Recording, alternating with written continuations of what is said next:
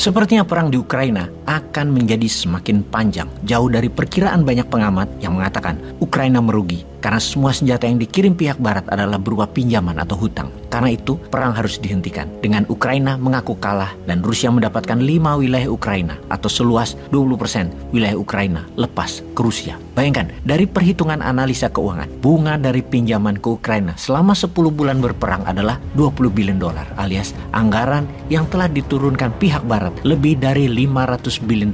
Maka pasti Ukraina akan menyerah. Hal ini jika pemimpinnya, Sang Zelensky, pintar melihat dunia dan sadar bahwa dirinya hanya boneka barat. Rusia di sisi lain telah mengeluarkan anggaran yang sama, namun bukan dari pinjaman melainkan dari hasil penjualan gas, minyak bumi, dan grain atau biji-bijian. Strategi barat memberikan hutangan adalah debt trap yang nantinya akan membuat Ukraina menjadi failed state atau negara gagal. Dan ini semua adalah by design. Kita ingatkan, perang tidak akan terjadi kalau tidak ada yang untung. Anggaran Amerika yang dicetak modalnya pakai printing money, underlay-nya proyeknya adalah senjata untuk Ukraina, dibayar kepada defense kontraktor yang menghidupkan mesin industrial military complex. Di mana nanti ketika perang usai, para pengusaha itu akan menyedot harta Ukraina sampai mampus negara Ukraina yang akan menjadi negara miskin selamanya. Modal dagang itu harus kembali. Bayar biaya perang tersebut ke bohir, yaitu pihak barat dan Amerika. Herannya lagi, ada perintah dari Amerika bahwa Ukraina tidak boleh serang Rusia ke dalam wilayah Rusia, yang mana perintah itu minggu kemarin tidak ditaati oleh Ukraina. Yang mana hal ini sekali lagi membuktikan Zelensky pemimpin egois yang tidak peduli pada rakyatnya.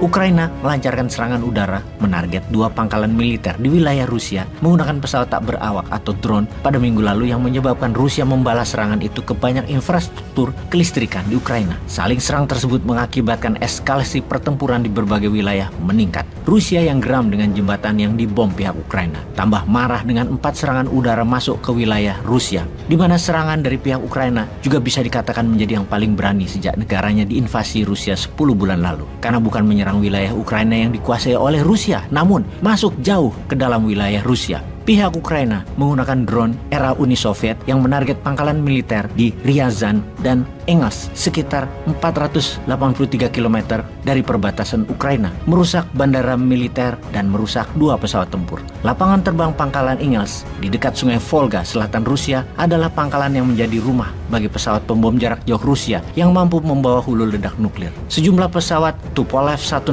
dan Tupolev 95 diparkir di pangkalan itu. Pangkalan Engels merupakan salah satu basis Rusia melancarkan serangan udara ke Ukraina selama invasi berlangsung. Drone Ukraina juga menyerang pangkalan militer Rusia di Diagileva di pusat kota Ryazan, sekitar 160 km dari ibu kota Moskow. 3 personel militer tewas dan 4 lainnya terluka akibat serangan di Diagileva. Tak lama dari serangan drone Ukraina, Rusia mengirim rentetan rudal ke kota-kota negara Ukraina hingga membuat pemadaman listrik di sejumlah wilayah di kala musim dingin berlangsung. Kota Odessa, wilayah yang saat ini diserang Rusia, selain banyak infrastruktur jalanan juga dibom oleh Rusia yang mengakibatkan kerusakan parah juga di ibu kota Kiev. Perang yang diatur-atur oleh pihak Amerika kepada Ukraina adalah hal aneh, namun ini semua rahasia umum kecuali si egois Zelensky yang tidak sadar.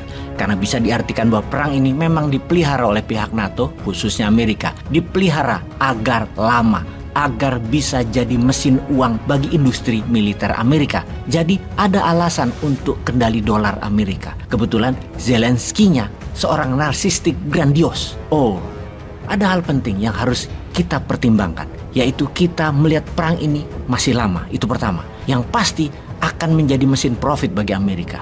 Ada hal lain yang penting, yaitu turunnya daya beli dunia di tahun 2023 ke depan nanti. Apa yang Amerika lakukan di bulan Januari 2023 nanti untuk mengatasi banyaknya uang beredar dan turunnya daya beli Amerika yang kita tahu memprint dolar dengan jumlah terbesar dalam sejarah Amerika selama ini karena mencetak mata uang sejak tahun 2021 adalah senilai 20.000 billion dolar atau 20 triliun dolar. Hal itu terbanyak jika dijumlahkan dalam 20 tahun terakhir. Dana cetak uang tersebut adalah untuk stimulus efek pandemi dan untuk perang di Ukraina. Karena itulah inflasi terjadi yang mengakibatkan harga meningkat namun daya beli turun di seluruh dunia. Maka Amerika melakukan hal yang belum pernah terjadi dilakukan oleh Amerika selama ini, yaitu Amerika menarik semua uang dolar cetakan di bawah tahun 2021. Dan ini semua berlaku di Januari 2023, alias kalau uang dolar cetakan tadi tidak ditukar dengan uang baru, maka dolar cetakan tahun 2021 ke sana, uang lama tersebut menjadi tidak berlaku. Dunia saat ini gempar dan marah kepada Amerika. Ini langkah yang akan menyebabkan blunder bagi Amerika pastinya, karena triliunan dolar akan hilang dan menjadi tidak bernilai. Walaupun hal itu mungkin akan menstabilkan uang beredar dengan hasil produksi, namun hal ini adalah tindakan kurang ajar dan tidak amanah atas kepercayaan dunia akan dolar.